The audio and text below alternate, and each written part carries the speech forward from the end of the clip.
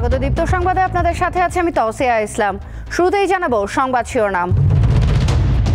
রাজধানীর বিভিন্ন স্থানে ব্যাটারি চালিত রিকশা চালকদের বিক্ষোভ, সড়ক ও রেলপথ বন্ধে ভোগান্তি। ইসরায়েলি হামলায় গাজায় নিহত আরও ৮৮, নিরাপত্তা পরিষদে যুদ্ধবিরতি প্রস্তাবে যুক্তরাষ্ট্রের ভেটো। ব্লাইন্ড ক্রিকেট টি-20 বিশ্বকাপ খেলতে পাকিস্তান গেল বাংলাদেশ, থাকছে না চ্যাম্পিয়ন ভারত।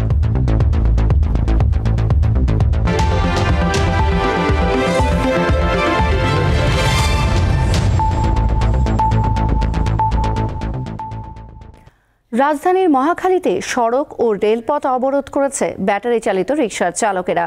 এছাড়া আগারগাঁও, বসিলা ও ডেমরায় সড়ক অবরোধ করে বিক্ষোভ করছেন তারা।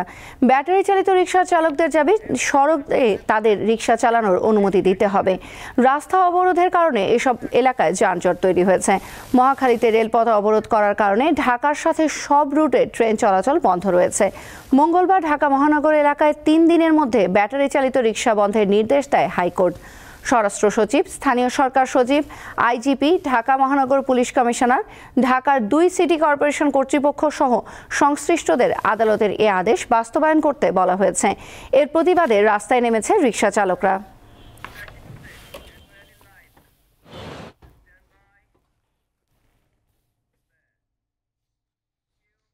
এই মুহূর্তে রাজধানীর মহাখালীতে আছেন সহকর্মী দিলশাদ আনী। তার কাছ থেকে জানবো ব্যাটারি চালিত রিকশা চালকদের বিক্ষোভের তথ্য। আরে মহাখালী এলাকায় ধাওয়া পাল্টা ধাওয়ার ঘটনা ঘটেছে শুনলাম, এখন পরিস্থিতি কেমন?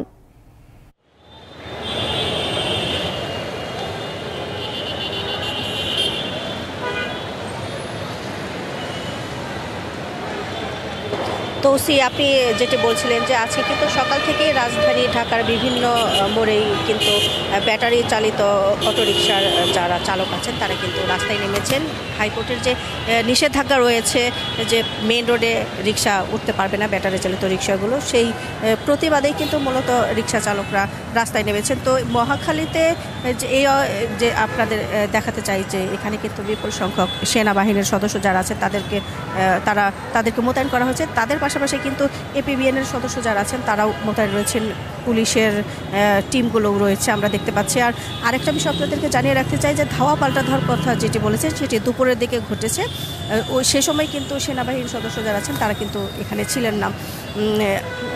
যখন মহাখালীর যে রাস্তা যখন অবরোধ করে আন্দোলন করে রিকশা চালকরা, সেই সময় তাদের সরাতে আসে আইনশৃঙ্খলা বাহিনীর সদস্যরা, কিন্তু তারা সেখান থেকে সরে যেতে চাননি। তো এক পর্যায়ে পুলিশ যারা আছেন, আইনশৃঙ্খলা বাহিনীর সদস্য যারা আছেন তাদের সাথে কিন্তু যারা আন্দোলন করেছেন আন্দোলনকারী তাদের সাথে ধাওয়া পাল্টা ধাওয়া হয়। তারা দেখেছি যে এখানে যারা আছে সেটি নিক্ষেপ। আমরা এখানে যারা আন্দোলন করেছেন তাদের সাথেও কথা বলেছি, তারা বলেছে আর অন্তত হচ্ছে তাদের নিয়ন্ত্রণ রাখুক, কিন্তু গণিতে যেন তাদের যে ব্যাটারি চালিত যে অটো রিক্সাগুলো আছে সেই রিক্সা চালানোর অনুমতি দিতে পারে। আপনাদের এই মুহূর্তে আমি একটু দেখতে চাই যে এই যে মাত্র এই মুহূর্তে আমি আপনাদের সাথে কথা বলার সময় কিন্তু দেখলাম যে রাস্তা থেকে সরে যাচ্ছেন আন্দোলনকারীরা এবং চলাচল কিন্তু স্বাভাবিক হয়েছে, আপনারা দেখতে পাচ্ছেন। এই মাত্রই যান চলাচল স্বাভাবিক হলো মহাখালী রেল ক্রসিং যেখানে আছে, কিন্তু আপনাদের আমরা দেখাচ্ছি যাচ্ছে অন্যান্য ক্রসিং যেখানে আছে এখান থেকে আপনাদেরকে আমরা দেখাচ্ছি যে বাসগুলো কিন্তু যাচ্ছে, অন্যান্য পরিবহন কিন্তু যাচ্ছে, এগুলো এখন আসা যাওয়া করছে, চলাচল করছে। পুলিশ এসেছেন, দফায় দফায় যারা আন্দোলন করেছেন তাদের সাথে কথাও হয়েছে, তারা বেশ কয়েকবার আলোচনা করেছেন। এই মুহূর্তে আর কি আন্দোলনকারী যারা আছেন তারা রাস্তা থেকে সরে যাচ্ছেন। আপনাদের আরও একটি বিষয় বলে রাখতে চাই যে ঢাকা শহরের যে আগারগাঁওর কথা যেটা বলেছেন, যে আগারগাঁওয়ে কিন্তু সকাল থেকে দুপুর পর্যন্ত আন্দোলনকারীরা রাস্তা অবরোধ করেছিল। দুপুরের পর থেকে কিন্তু সেই রাস্তায় যান চলাচল স্বাভাবিক হয়েছে। তো এই মুহূর্তে মহাখালীর যে চিত্র আপনাদেরকে দেখাতে পাচ্ছি যে যান চলাচল কিন্তু এই মুহূর্তে পুরোটাই স্বাভাবিক হয়ে গিয়েছে, কিন্তু রেল যোগাযোগ সারা দেশের সাথে এখনও বন্ধ রয়েছে। এই ছিল এখানকার সবশেষ তথ্য। আপনি থাকুন সেখানে, আমরা পরবর্তী সংবাদে আবারও আপনার সাথে যোগাযোগ করব। এদিকে গাজীপুরের চক্রবর্তী ও জিরানী এলাকায় নবীনগর চন্দ্রা সড়ক অবরোধ করে আজও বিক্ষোভ করছেন পোশাক শ্রমিকরা। সকাল 6টার দিকে চক্রবর্তী এলাকায় নরবান ফ্যাশনের 2 নারী শ্রমিক বাসের ধাক্কায় আহত হন। এদের একজন মারা গেলে সড়ক অবরোধ করে শ্রমিকরা। এতে দীর্ঘ যানজটের সৃষ্টি হয়েছে, ফলে ভোগান্তিতে পড়েছে সাধারণ যাত্রীরা। জিরানী এলাকায় গতকাল ওকোটেক্সের একজন শ্রমিক সড়ক দুর্ঘটনায় নিহত হন। প্রতিবাদে সকাল থেকে বিক্ষোভ শুরু করেন ওই এলাকার শ্রমিকরা। তাদের সরিয়ে নবীনগর চন্দ্রা সড়কে যান চলাচল স্বাভাবিক রাখতে কাজ করছে যৌথ বাহিনী।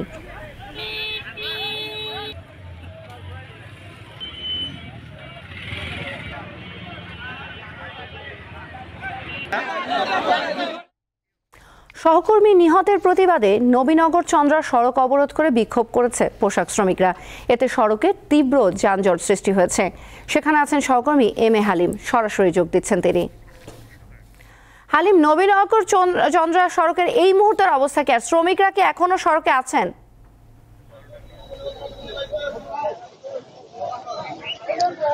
হ্যাঁ তোসিয়া, এই মুহূর্তে নবীনগর চন্দ্রা মহাসড়কের চক্রবর্তীতে আমি রয়েছি। এখানে যদি আপনাকে দেখাতে চাই, একদিকে কিন্তু যে যানজট সেটি কিন্তু পড়ে আছে এবং অন্যদিকে যেটি চক্রবর্তীর আগে যেখানে যানজট হওয়াতে সেখানে মানুষজন কিন্তু পায়ে হেঁটে চলাচল করছে। তো আপনাকে যে বিষয়টি জানিয়ে রাখি, আসলে এই চক্রবর্তীতে যেটি বেক্সিম ইন্ডাস্ট্রিয়াল পার্ক, সেই শ্রমিকটা কিন্তু গত বুধবার থেকে একটানা এই যেটি ওই সড়ক অবরোধ কর্মসূচি সেটি তারা পালন করে যাচ্ছে। তো আজকে কিন্তু আমরা যেমনটি দেখেছি, শ্রমিকটা কিন্তু একেবারেই কিন্তু বিক্ষুব্ধ। তারা আমরা এখানে যাওয়ার চেষ্টা করেছিলাম এবং তারা সংবাদ কর্মী থেকে শুরু করে কাউকে কিন্তু তারা আজকে তারা কোনো রকম সহযোগিতা করছে না এবং আসলে তাদের ভিতরে যে বিষয়টি কাজ করছে, আসলে তাদের বেতন বকেয়া সেটি তারা না পাওয়া পর্যন্ত তারা কোনো কিছুতেই তারা এখানে শান্ত হচ্ছে না। এবং এই মহাসড়ক কিন্তু এখন একটি জঞ্জালের একটি সড়ক হয়েছে এবং আমরা দেখতে পাচ্ছি যে বিগত কয়েকদিন যাবৎ এই নবীনগর চন্দ্রা মহাসড়ক কিন্তু একটি মানুষের ভোগান্তির সড়ক হয়ে দাঁড়িয়েছে। একদিকে হচ্ছে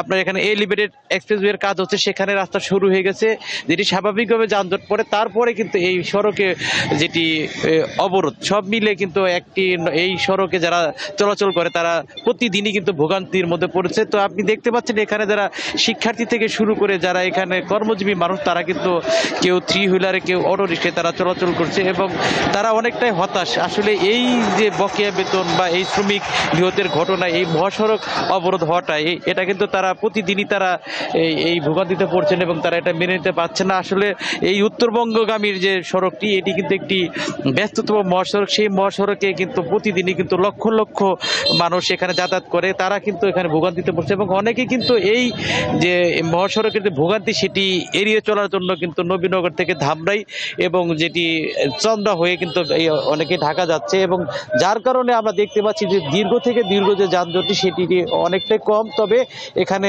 5 থেকে 7 কিলোমিটার যে যানজট সেটি কিন্তু এখন রয়েছে এবং সেই সাথে মানুষ কিন্তু এখন তারা অন্যান্য দিক দিয়ে তারা চলাফেরা করছে। তো এই ছিল তৌসিয়া আমার কাছ থেকে সর্বশেষ।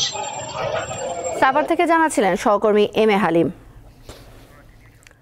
ঢাকা চট্টগ্রাম মহাসড়কের মুন্সিগঞ্জের গজারিয়ায় 6 কিলোমিটার দীর্ঘ যানজটের সৃষ্টি হয়েছে। এতে এই রুটে চলাচলকারী যাত্রী ও চালকরা চরম ভোগান্তিতে পড়েছেন। সকাল 7টার দিকে গজারিয়া উপজেলার মেঘনা সেতুর উপরে একটি পণ্যবাহী ট্রাক উল্টে যায়।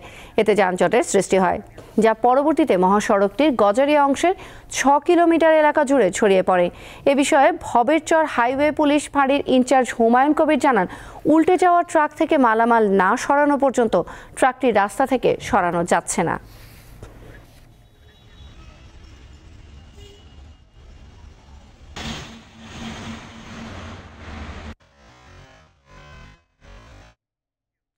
নতুন নির্বাচন কমিশন ইসি গঠন করেছে সরকার। এ বিষয়ে প্রজ্ঞাপন জারি করেছে মন্ত্রিপরিষদ বিভাগ। প্রধান নির্বাচন কমিশনার সিইসি পদে নিয়োগ পেয়েছেন অবসরপ্রাপ্ত সচিব এএমএম নাসির উদ্দিন। এছাড়া নির্বাচন কমিশনার পদে 4 জনকে নিয়োগ দেওয়া হয়েছে। তারা হলেন অবসরপ্রাপ্ত অতিরিক্ত সচিব মোহাম্মদ আনোয়ারুল ইসলাম সরকার, অবসরপ্রাপ্ত জেলা ও দায়রা জজ আব্দুর রহমান এল মাসুদ, অবসরপ্রাপ্ত যুগ্ম সচিব বেগম তাহমিদা আহমেদ এবং সাবেক ব্রিগেডিয়ার জেনারেল আবুল ফজল মোহাম্মদ সানাউল্লাহ।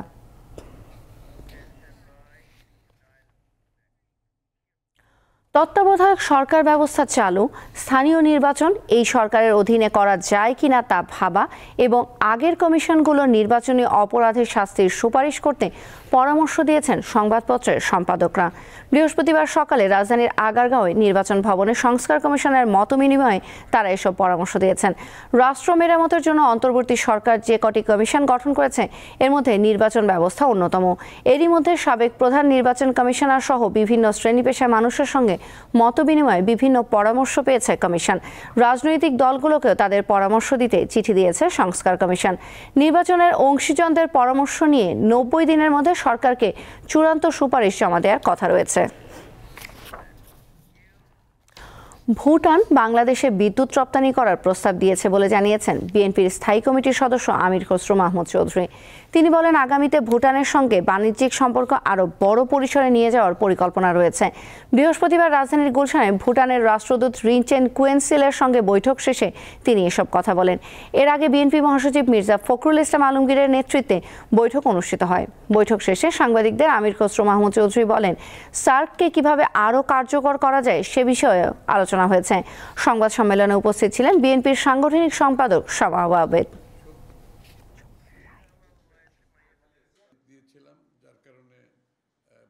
ভুটান থেকে ওনারা প্রস্তাব করেছেন আগামী দিনে হাইড্রো ইলেকট্রিক পাওয়ার বাংলাদেশে রপ্তানি করার সুযোগ আছে। ওনারা সেদিকে নজর দেবেন। আমরাও বলেছি আমরা একসাথে কাজ করার এখানে সুযোগ আছে, কারণ ভুটানের হাইড্রো ইলেকট্রিক পাওয়ারের সক্ষমতা আছে প্রায় 30,000 মেগাওয়াটের মতো। শীতের আমেজ শুরু হয়েছে উত্তরাঞ্চল সহ বিভিন্ন জেলায়। ভোর রাত থেকে কুয়াশার চাদরে ঢাকা থাকলেও বেলা বাড়ার সঙ্গে সঙ্গে দেখা মিলছে সূর্যের। সকাল 6টায় দিনাজপুরের আবহাওয়া অফিস সর্বনিম্ন তাপমাত্রা রেকর্ড করেছে 16.3 ডিগ্রি সেলসিয়াস। হিমেল বাতাস ঘন্টায় 1 কিলোমিটার বেগে প্রবাহিত হচ্ছে। চলতি সপ্তাহে নওগাঁর তাপমাত্রা 13 থেকে 20 ডিগ্রির মধ্যে ওঠানামা করছে। নওগাঁর বদলগাছি কৃষি পর্যবেক্ষণাগারের কর্মকর্তা মিজানুর রহমান জানান, সকাল 9টায় নওগাঁর সর্বনিম্ন তাপমাত্রা পরিমাপ করা হয়েছে 15.5 ডিগ্রি সেলসিয়াস। গত কয়েকদিন ধরে দিনের তাপমাত্রা একটু বৃদ্ধি পেলেও রাতে তাপমাত্রা কমছে।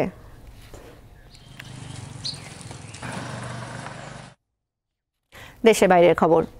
ফিলিস্তিনের অবরুদ্ধ গাজা ভূখণ্ডে গত 24 ঘন্টায় ইসরায়েলি হামলায় 88 ফিলিস্তিনি নিহত হয়েছেন। এতে উপত্যকাটিতে নিহতের সংখ্যা 44,000 ছাড়িয়েছে। বুধবার বেইত লাহিয়া ও গাজা শহরের শেখ রাদওয়ান পাড়ায় 2টি হামলায় হতাহতের এ ঘটনা ঘটে। বেইত লাহিয়ায় নিহতদের অধিকাংশই নারী ও শিশু। এদিকে জাতিসংঘের নিরাপত্তা পরিষদে ওঠা গাজা যুদ্ধবিরতির প্রস্তাবে টানা 4র্থবারের মতো ভেটো দিয়েছে যুক্তরাষ্ট্র। যুদ্ধবিরতির চুক্তির পক্ষে ভোট পড়েছে 14টি। যুদ্ধবিরতির চুক্তির বিপক্ষে ভোট দেয়া একমাত্র দেশ যুক্তরাষ্ট্র।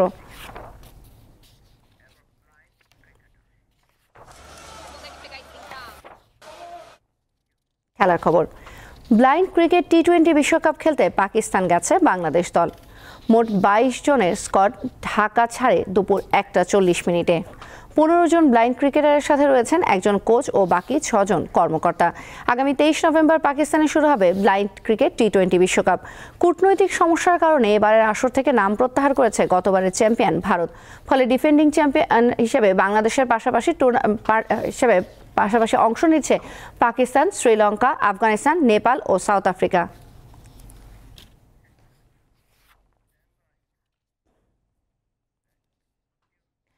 নেশনস লিগের ম্যাচে রোমানিয়ার সমর্থকদের বৈষম্যমূলক আচরণের প্রতিবাদে খেলা শেষ না করে মাঠ ছাড়লেন কসোভোর ফুটবলাররা। রোমানিয়াকে বিজয়ী ঘোষণা করেছে ইউএফা। বুখারেস্টে নেশনস লিগের সি লিগের 2 নম্বর গ্রুপের ম্যাচে মুখোমুখি হয় দল দুটি। রোমানিয়ার সমর্থকরা ম্যাচ চলাকালে সার্বিয়াপন্থী স্লোগান দেয় বলে অভিযোগ করেন কসোভোর খেলোয়াড়রা। যদিও এই অভিযোগ অস্বীকার করেছে রোমানিয়ানরা। বৈষম্যমূলক আচরণ ও দলের অশোভন আচরণ সহ একাধিক অভিযোগে রোমানিয়ার ফুটবল ফেডারেশনকে 1,28,000 ইউরো জরিমানা করা হয়েছে।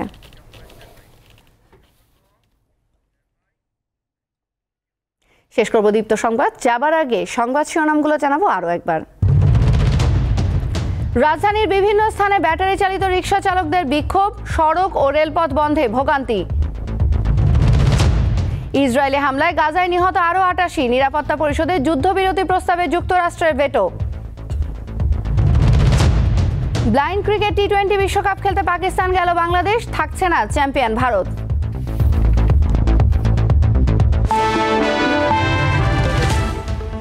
এই ছিল এখনকার মতো। এরপর নিউজ আপডেট বিকেল 4টায় দেখার আমন্ত্রণ রইল। এছাড়া অনলাইনে আরও নতুন নতুন তথ্য পেতে যুক্ত থাকুন দীপ্ত ডিজিটাল প্ল্যাটফর্মগুলোতে। নিউজ।